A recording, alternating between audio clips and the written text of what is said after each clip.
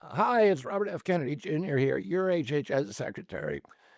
At HHS, we have a division called the Biomedical Advanced Research and Development Authority, or BARDA. BARDA drives some of our most advanced scientific research. It funds developments of vaccines, drugs, diagnostics, and other tools to fight emerging diseases and national health threats.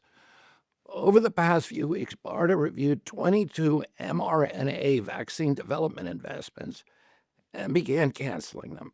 Let me explain why. Most of these shots are for flu or COVID, but as the pandemic showed us, mRNA vaccines don't perform well against viruses that infect the upper respiratory tract.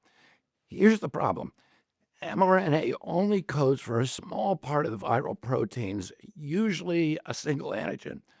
One mutation, and the vaccine becomes ineffective.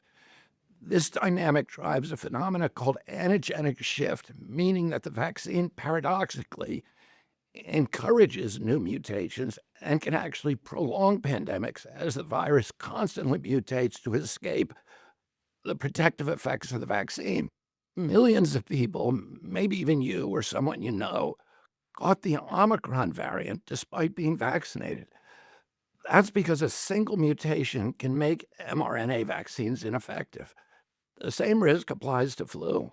After reviewing the science and consulting top experts at NIH and FDA, HHS has determined that mRNA technology poses more risks than benefits for these respiratory viruses. That's why, after extensive review, BARDA has begun the process of terminating these 22 contracts totaling just under $500 million. To replace the troubled mRNA programs, we're prioritizing the development of safer, broader vaccine strategies, like whole virus vaccines and novel platforms that don't collapse when viruses mutate.